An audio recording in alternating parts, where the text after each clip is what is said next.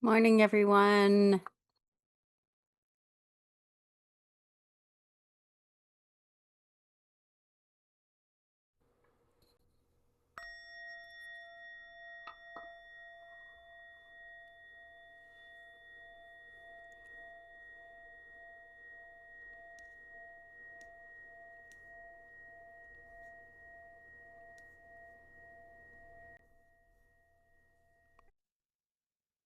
Hey, everybody, it's Judy Cohen, and this is Wake Up Call 503.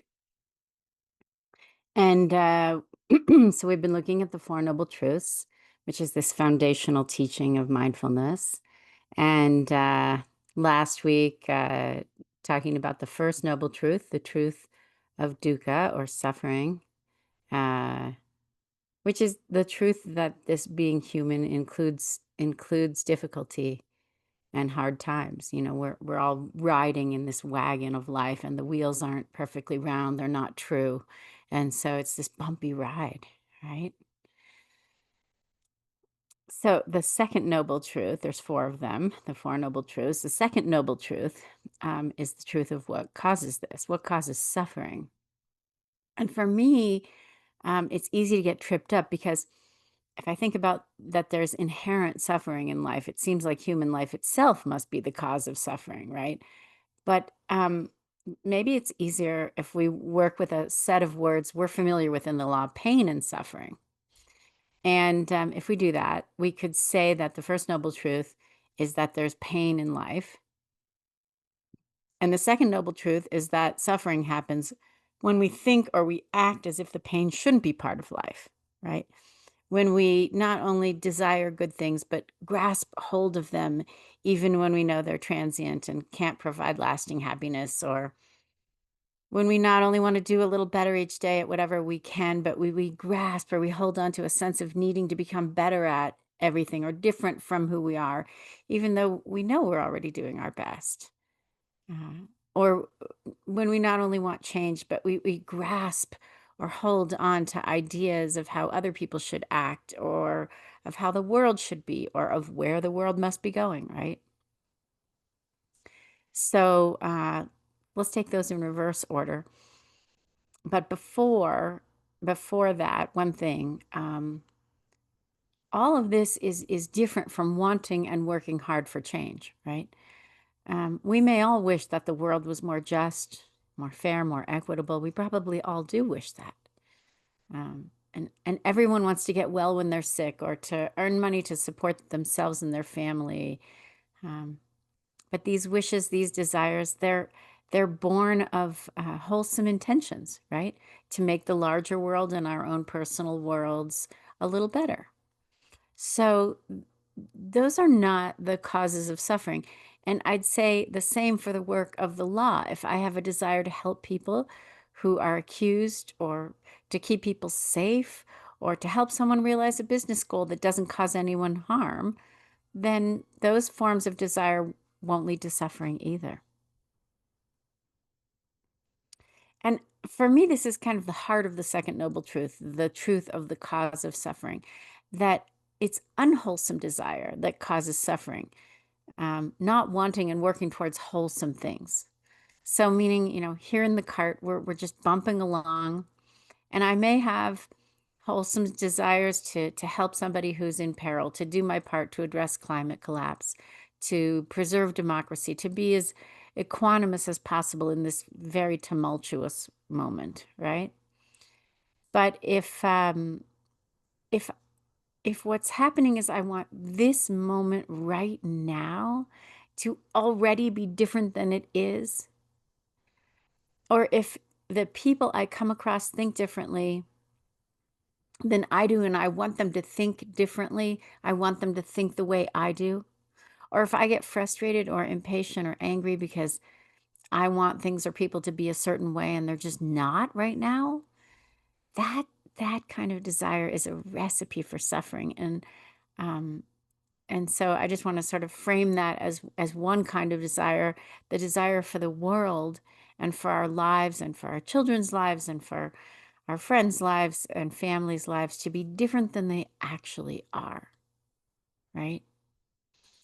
And embedded in that desire is um, another unwholesome desire that leads to suffering, which is the desire for other people to see things the way I do, right? So I had a friend call. I got a text. Can I do a lifeline call, right?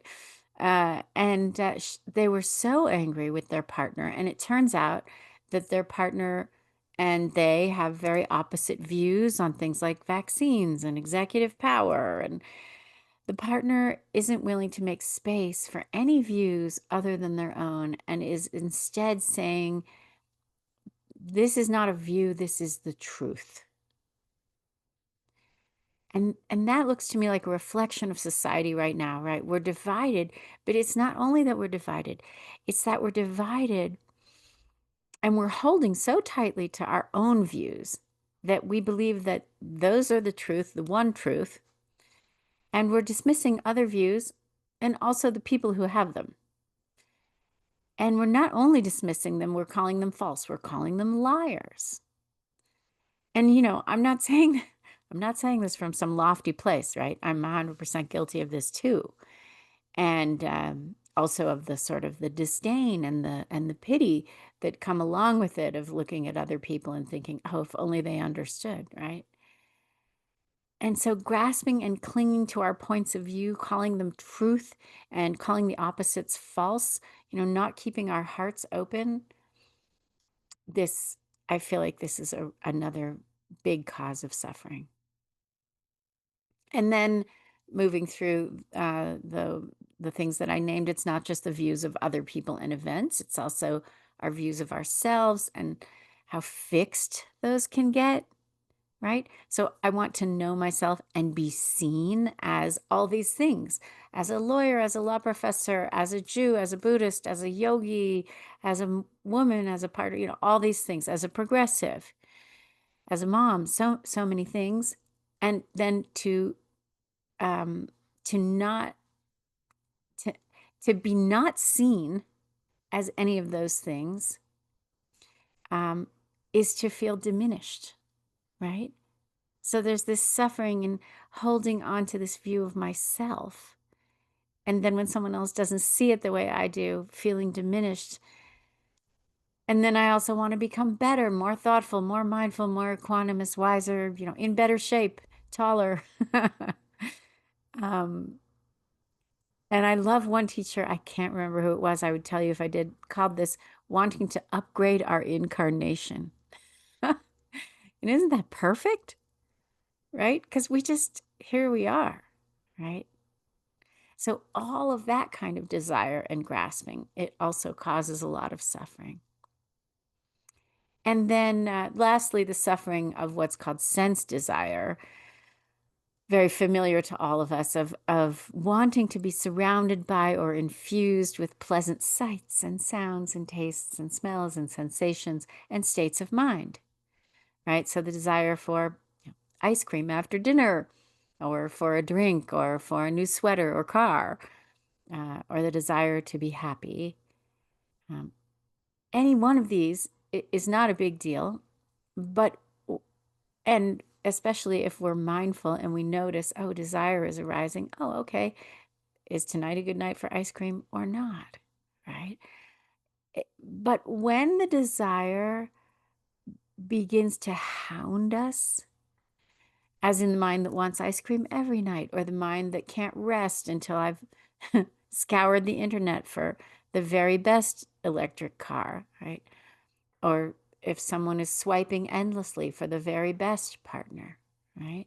That wanting mind, that persistently wanting mind, wanting sense desire, wanting things to feel good when we know that they're transient, right, is another classical cause of dukkha, right? Because we know all these things just come and go. We know that, but we forget.